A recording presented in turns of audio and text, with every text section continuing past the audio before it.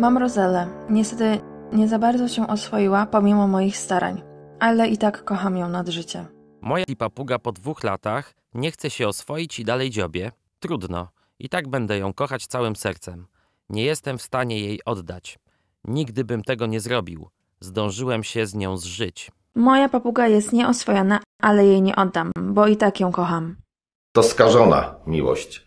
Niektórym niestety się wydaje, że jeśli zapewniają papuszce swoją miłość i dobrobyt, to jest ona szczęśliwa. Jednak nie na tym polega dobrostan papug. Żeby trzymany pojedynczo ptak był szczęśliwy, to on też musi odwzajemniać nasze uczucia. Tymczasem nieoswojona papuszka nie może nam go okazać, bo nie może nam zaufać. Trafiła do mnie 4-letnia Aleksandretta obrożna. Gdy podchodzę do klatki, to bardzo krzyczy. Nie przeszkadza mi, jeśli nie da się nawiązać z nią bliższej relacji, ale czy będzie jej u mnie dobrze? Mam od 15 lat nimfę i od 15 lat nie przychodzi do mnie i nie je z ręki. Jakoś nigdy mi to nie przeszkadzało. A powinno. Chyba rozumiecie państwo, jak wielki egoizm tkwi w tych wypowiedziach. Ktoś przez 15 lat trzyma papugę bez żadnego kontaktu z nią i w ogóle mu to nie przeszkadza.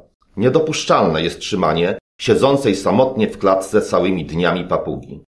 Jeśli tym osobom wystarcza obserwacja papugi i nie przeszkadza im brak wzajemnych więzi emocjonalnych, to o wiele ciekawsza mogłaby być dla nich obserwacja zachowań pary papug. Naukowcom nie udało się wykazać wpływu izolacji społecznej na długość telomerów utrzymanych pojedynczo żako.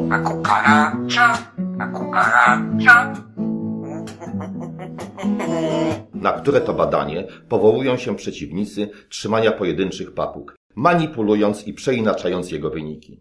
Fakt, że nie było różnicy w spadku długości telomerów pomiędzy ptakami trzymanymi pojedynczo i w parach, naukowcy próbowali wyjaśnić na 2 sposoby. Po pierwsze, że te trzymane pojedynczo widocznie przywykły do tej roli, lub po drugie, że przyjęły one opiekunów jako przedstawicieli swojego gatunku. Absolutnie nie zgadzam się z pierwszą tezą. Uważam, że gdyby przywykły, tak jak ta nimfa, która przez 15 lat nie zbliżała się do opiekuna, Mam od 15 lat nimfę i od 15 lat nie przychodzi do mnie i nie je z ręki. to jej samotność jest dla niej traumą, która na pewno ma negatywny wpływ na jej telomery. Gatunkom społecznym trudno przyzwyczaić się do tak długotrwałej samotności, a niektóre z żako biorących udział w badaniu miały nawet 40-45 lat i przez całe życie były trzymane pojedynczo. Ale jak najbardziej skłaniam się do tej drugiej tezy naukowców. Według mnie tylko w ten sposób można wytłumaczyć wynik badania. Papugi oswoiły się i przyjęły opiekunów jako substytut ich gatunku. A to by potwierdzało, że papuga może nawiązać z opiekunem tak silną więź, jak z przedstawicielem swojego gatunku i że nie ma to żadnego negatywnego wpływu na proces jej starzenia. Oczywiście, eksperyment nie zajmował się badaniem stresu społecznego, a jedynie porównywał telomery u papug trzymanych w parach i pojedynczo. Badacze nie zebrali danych dotyczących więzi emocjonalnych łączących papugi w parach, ani papug trzymanych pojedynczo z opiekunami. Halo. 1, 2. Ale tymi więziami tłumaczą fakt, że papugom trzymanym pojedynczo telomery wcale nie skracały się szybciej. Moja papuszka falista od początku jest agresywna, ale ja jej nie oddaję, bo wiem, że kiedyś się to zmieni. Wiara w to, że to się zmieni i wmawianie sobie, że i tak kochamy naszą papugę i dlatego jej nie oddamy, wcale nie służą dobru papugi, jeśli wiadomo, że nigdy się nie oswoi. Tymczasem każdy dzień oddala ją od tego, bo większość gatunków da się w pełni oswoić tylko w młodym wieku. Nasza cierpliwość zmienia się wtedy w katorgę dla papugi. Więc jeśli ją kochamy, to tym bardziej powinniśmy znaleźć jej papuziego partnera lub oddać do hodowli, gdzie będzie jej na pewno lepiej. Jeśli te najstarsze żako z badania o telomerach nawiązały więzi z opiekunami, to musiały trafić do nich jako bardzo młode osobniki, bo starsze żako bardzo trudno jest oswoić. Natomiast jeśli ktoś ma 2-letnią nimfę lub roczną papuszkę falistą i do tej pory jej nie oswoił, to każdy kolejny dzień bez więzi emocjonalnej z opiekunem to dla nich ogromny stres, który na pewno spowoduje nadmierne skracanie ich telomerów. Każdą papugę da się oswoić. Trzeba tylko cierpliwości. Ja potrafię oswoić nawet starszą papugę z woliery. Nie wierzcie osobom, które tak twierdzą. To zależy od tego, co opiekun rozumie przez oswojenie. Mówiłem o tym w poprzednim filmie. Ale jeśli ktoś uważa, że wystarcza mu tego rodzaju oswojenie, że jego papuga usiądzie na palcu, ale pogłaskać już się nie da, jak to najczęściej słyszymy, to uważam, że to za mało, żeby trzymać pojedynczą papugę. Papugi to zwierzęta społeczne, które potrzebują więzi emocjonalnej. Dlatego w przypadku pojedynczej papugi nie wystarcza takie oswojenie, że papuga pozbędzie się strachu przed opiekunem. Chodzi o nawiązanie z nią więzi emocjonalnej. Jeśli papuga do takiego oswojenia się nie nadaje, a jakie się nie nadają, też mówiłem w poprzednim filmie, to wasza cierpliwość skazuje ją na samotność. Więc najlepiej znaleźć jej papuziego partnera, zadowalając się tym stanem oswojenia. Oczywiście im większą więź para papug nawiąże ze sobą, tym bardziej stopień ich oswojenia może się zmniejszać i pozostanie nam tylko obserwacja ich zachowań. Ale nie można trzymać pojedynczej papugi, z którą nie da się nawiązać bliższych więzi emocjonalnych.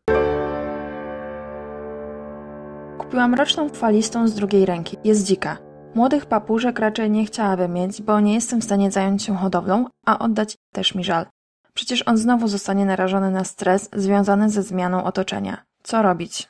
Niechęć do potomstwa to odwieczny dylemat opiekunów. Ale pozostawienie dzikiej papugi samej narazi ją na niepotrzebny i trwający przez lata stres. Jeśli ktoś nie chce młodych, to może połączyć ją z partnerem tej samej płci. Choć osobiście nie jestem zwolennikiem takich połączeń. Mówiłem o tym w filmie Świadome papurzyństwo. A na dodatek między dwiema papuszkami falistymi tej samej płci istnieje większe ryzyko konfliktów. Może więc lepiej czułaby się w hodowli. Moim zdaniem stres związany z przeprowadzką do nowego miejsca będzie krótkotrwały. W towarzystwie dobrze dobranego partnera szybko minie. Mam papuszkę nimfę już 2 lata. Jak chcę ją pogłaskać, to próbuję ugryźć. Ona ma uczucia, bardzo tęskni, gdy wyjeżdżamy na wakacje i gdy zajmuje się chomiczkiem. Jest bardzo smutna i zazdrosna. Chciałabym mieć radosną i ufną papuszkę, która psoci, śpiewa i gada, ale ona tylko i wyłącznie siedzi w klatce, je, pije i jest taka cicha. Co zrobić? No i znów, najlepiej połączyć z dobrze dobranym papuzim partnerem. Ale o łączeniu papug w kolejnych filmach. Bo tymi emocjami, uczuciami, które powinny nas łączyć z papugą, nie może być smutek, tęsknota i zazdrość, lecz radość z obcowania z opiekunem. A do tego potrzebne jest takie zaufanie, które umożliwi bliższe kontakty z papugą. Naśladowanie dźwięków może być efektem tresury, ale tak naprawdę gadają tylko te papuszki, które są szczęśliwe w kontaktach z opiekunem.